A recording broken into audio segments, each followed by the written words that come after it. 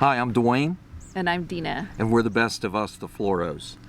And today we say there is only one right answer to full-time versus part-time. Really? Yeah, let's talk about it.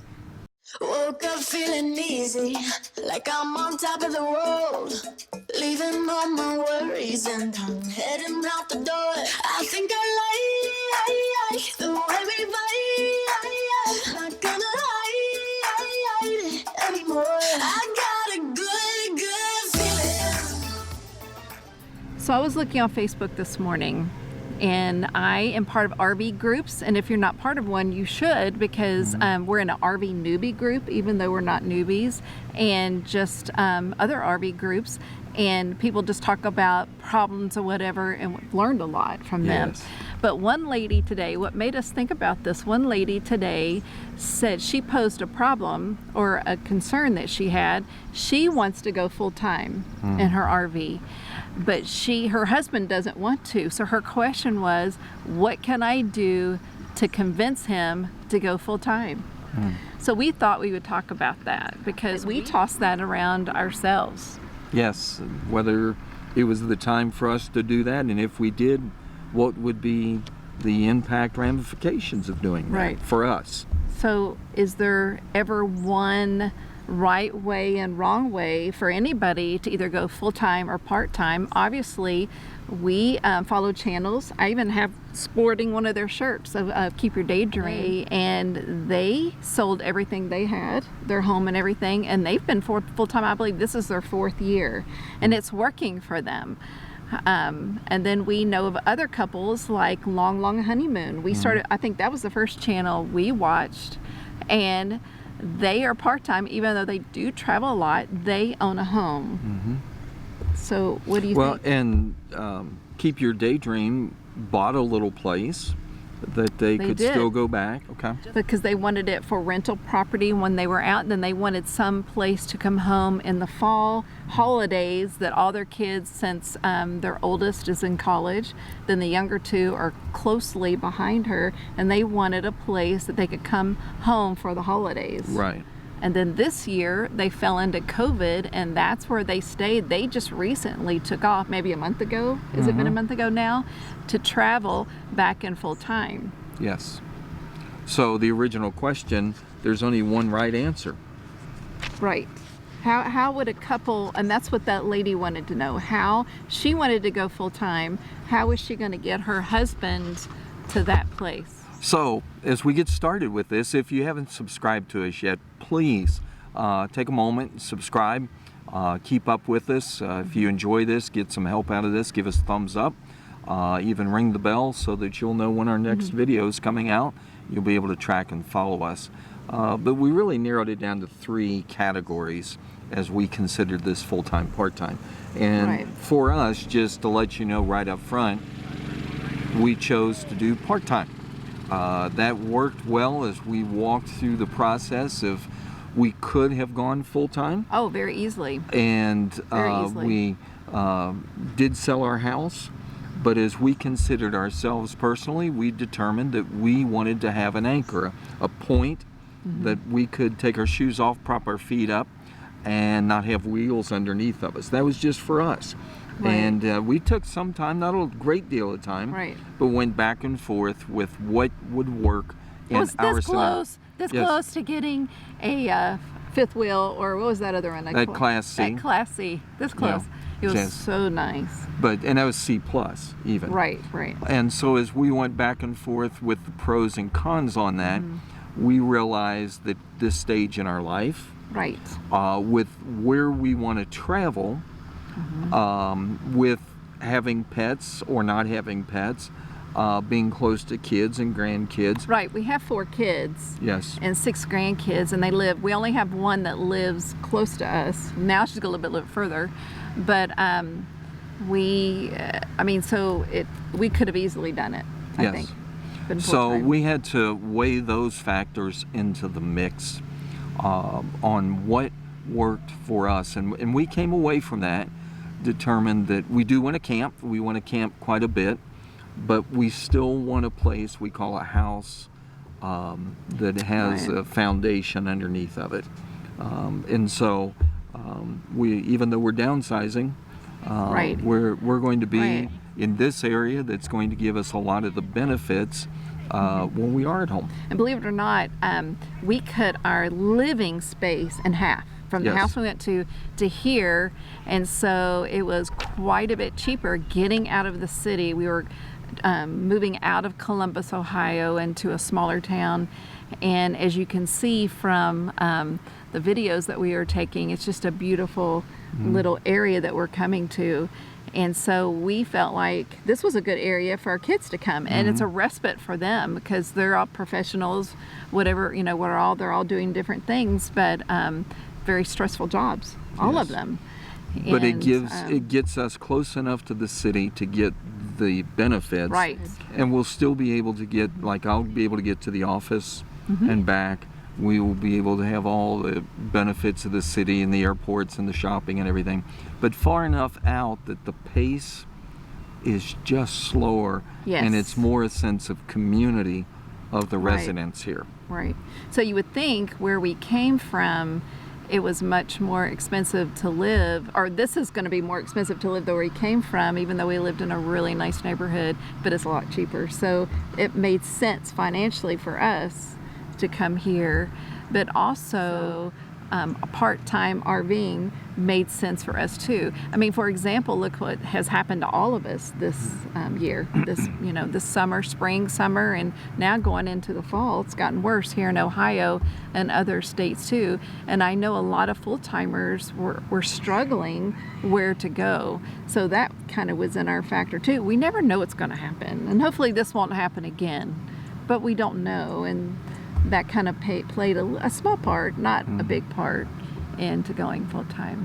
And then, as we want to travel in the winter months south, it's not unusual in this community for people to lock down their homes Right. and head south. Right. And so this area is already accustomed to that kind of a practice, Right. and we can go where it's a little warmer.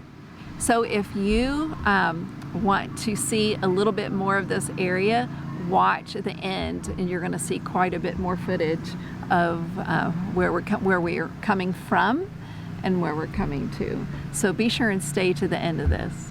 So the second issue we addressed, what are the benefits going full-time? What are the benefits of going part-time? What's the disadvantages of full-time? What's the disadvantages of part-time?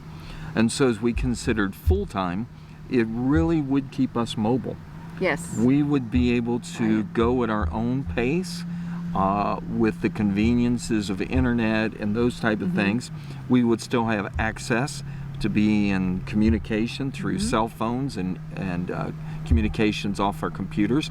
And so one of the benefits of full-time is you can stay in communication, Right. and you can be anywhere just about Right. that you want to go. The benefits of part-time is you can select where you go and when you go based on weather, Right. based on the season of the year.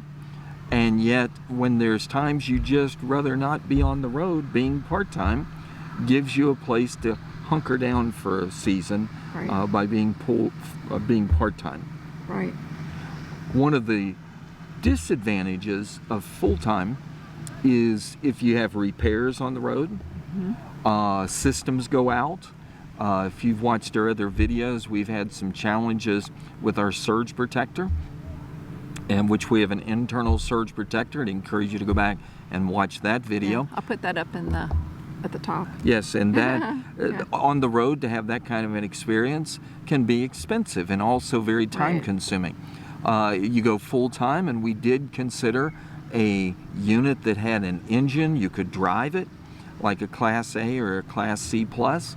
When you have mechanical problems with your vehicle, Or the engine goes out. your It does home happen. is in the shop, and that can create some real disadvantages if everything you have is in your unit. Another disadvantage of full-time, if you do have some items, you have to put those in storage. You're paying for that. If you're somewhat like us, we wouldn't know exactly what all's in that unit at the moment. We have that. Yes, and so that becomes a disadvantage. When would we be able to get back to look and see what we have? Right. Disadvantage of being part-time, storage. We are going to have to put our unit in a storage facility because we can't park the unit at our home. So it's an added expense. Added expense. Plus a house payment. And a distance. Right. To be able to get back and forth when loading and unloading. Right. And we've heard different folks talk about the one benefit to full-time over part-time. Every time as part-timers, you have to load and unload essentials. And yes. And that becomes a challenge and time-consuming. It does. So those are some of the advantages, disadvantages. Right. Full-time would be nice just to have it all in there and just move. Yes. Have I talked you into it yet? No, not really. She has tried. A little bit. So the last area we were thinking about is cost. So we've watched a lot of videos. People on YouTube, if you find certain channels, they've talked about it and they're very, very open. Our RVing, I just watched theirs just last week, and they are they've been on the road for 6 months full time and talked about their expenses, and their expense setup was quite costly. Now, they said they had never RV'd before, like a lot of us have RV'd, and we already have a lot of that stuff. But I think it was, you'll have to go back and watch, and I'll put that up at the top too. It was around $40,000 with their startup. And I was like, what? Now, they're both professionals. They got a very nice RV, or a Class A. They didn't get the top one, they said, and it's not huge. But number one, they walked in being totally debt-free. And we're pretty much debt-free too. Now we've got a house payment again. But that's the way they walked into. So they had more room to be able to do that, to set themselves up. And they were both professionals. They both had full-time jobs. Even though she's going to keep her job, and he has decided to head a company and let his company dissolve. And he's not going to be. But so it's working for them, but we're not all in that same situation. I mean, Duane and I are not in that situation. You know, we're coming from backgrounds. We made a decent salary, obviously, to be able to buy a home and whatnot, but not to the level of having a huge retirement. And a few of the folks we've listened to have talked about how much they wanted to have up front to start full-time RVing. Which is very smart. Yes, because they could not accurately calculate what the cost was going to be, and even with that, they were taken back a little bit. Another couple we have followed got on the road full time, and the engine in their Class A went out, and it cost thousands of dollars out of what they had put back. And so when you can a lot of folks would just naturally say, well, it's got to be cheaper because you don't have a house payment.